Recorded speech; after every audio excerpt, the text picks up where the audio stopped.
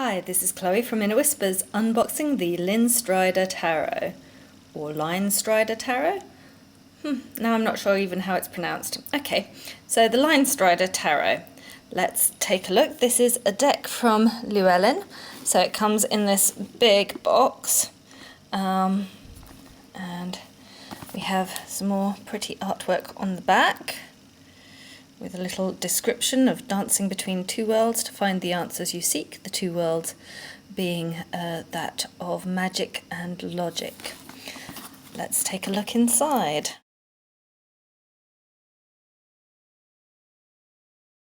As we've come to expect with Llewellyn decks, inside we have a nice book with some different artwork on it. The Linestrider Journey by Ciolo Thompson. And then in a big sort of cardboard insert, it's not a stupid white box, it's just literally an insert, we have the actual cards. So there isn't a silly box that you're not going to use anyway, but there is a lot of packaging. If we turn to the book, the Linestrider's Journey, we have information about the deck, handling the deck, and about the cards. So it's mainly about the cards.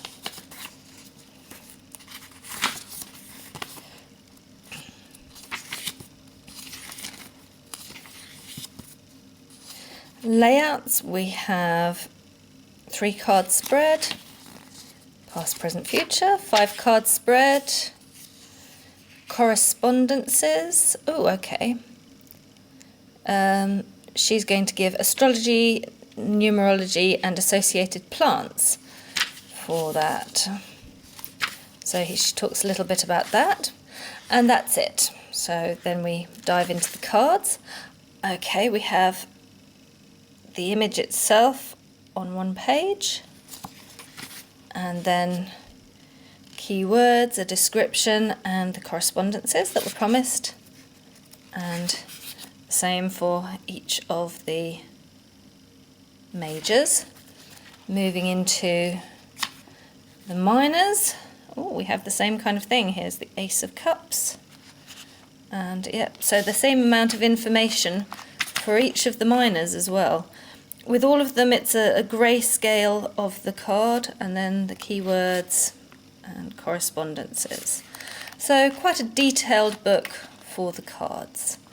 And let's take a look at those cards themselves.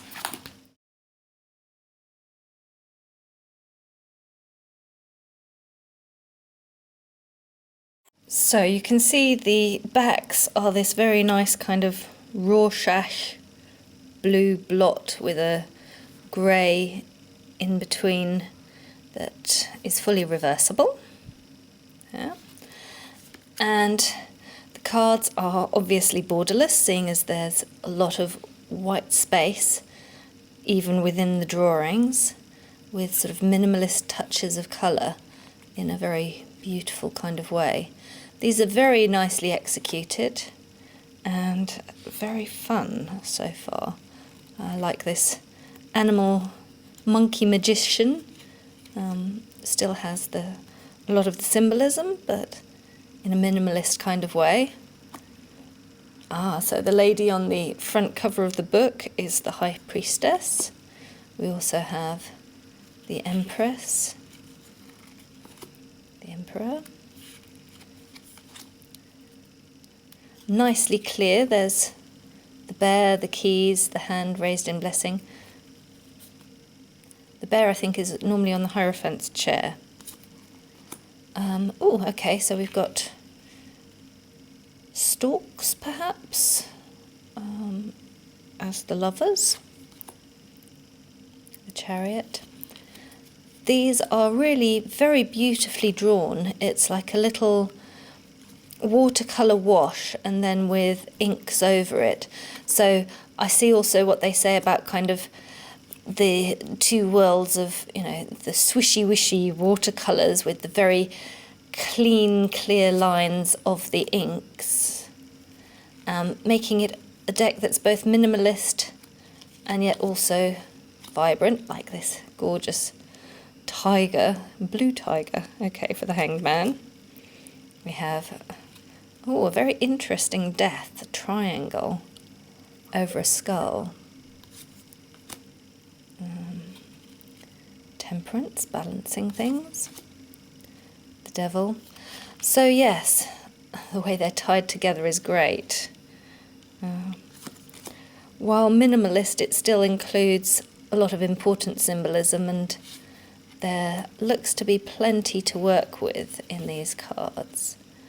There is something, I don't know, perhaps a little cold about the deck. That's my first impression, though, well, you'd hope that the sun would have a bit of warmth to it, which it does, so that's good. Judgment is lovely as well, and the world has a playful feel again. So for the Ace of Wands, we have a fox. 2 of Wands, a rabbit looking around the world. 3 of Wands, it has a slightly Lumina Tarot type feel to it. It has quite a lot of similarity with that deck, I would say, except of course it's a lot cheaper because it is a mass market deck. So if you were really keen on the Lumina Tarot and couldn't get it, this is almost like a cross between the Wild Unknown, because there are a lot more animals in it than there are in the Lumina, and yet the art style itself is a lot more like the Lumina. So there's probably going to be some sort of commenting on that, I imagine, of the similarities and differences.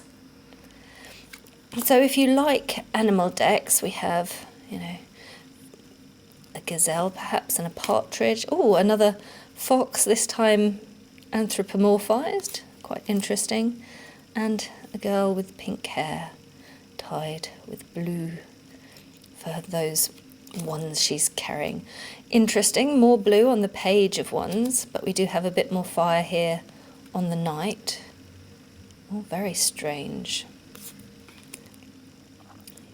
A mustardy colour for the Queen, and a flaming lion for the King, that's nice. Ace of Cups, plenty of blue here. Oh, lots of cats, and then a sloth and a couple of dogs perhaps, or a weird mix of bedfellows, that's for sure. The 4 of Cups has a beautiful feel to it, even though it has that grey. I like her calm and peaceful expression. An owl. And are those marmosets? Someone else would probably know more than I do. So yes, it's an interesting mix of people and animals, of soft colour washes and hard inked lines. That's a fun 10 of Cups. I do quite like that. Lovebirds, it works. A Page of Cups. Oh, quite an odd Knight of Cups. Oh yes, I do see the horse there. It's, all within a fish. Okay. And she's the Queen of Cups. I had originally thought her to be the Page of Cups. But yes, I can see how she is the Queen. And she does have a little lid on her cup. And the King of Cups. Moving on to the swords with a eagle. Crossed swords for the 2. Oh dear, quite a painful looking 3. As I've said elsewhere, I do actually rather like the 3 of Swords, having done a lot of emotional work with it. So in some ways I like it better than this 5. Really does look defeated. We don't have anyone looking smug and happy here. They all just look a bit... And the 6, that's a lovely feeling of moving on. Ah, curious 7.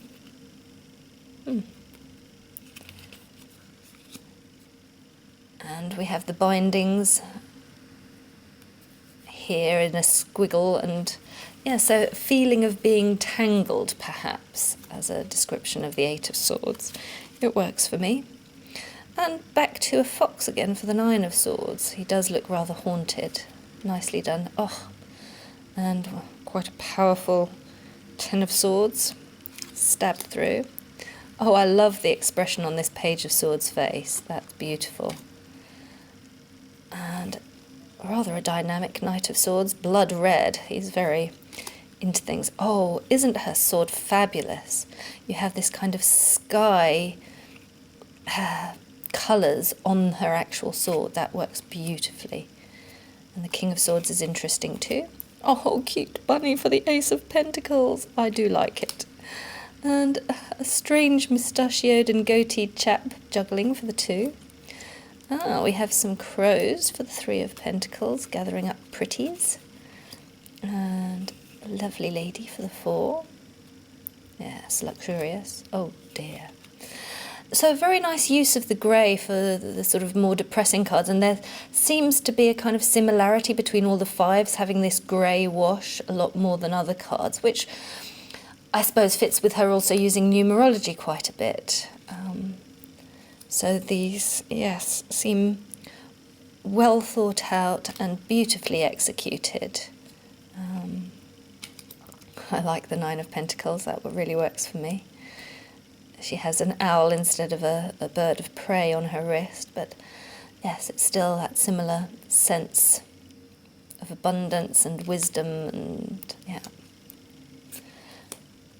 Page of Pentacles, very sensual. Knight of Pentacles, nice and earthy.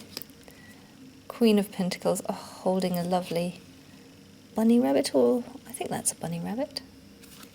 And how interesting. Another eagle for the King of Pentacles. So some quite unusual cards, an interesting mix of both people and animals, even within the courts, and not consistently either, because the King of Cups, for example, definitely had a person's face, though there was a fish also, but here the King of Pentacles is entirely this, I'm not sure if it's even a hawk or an owl.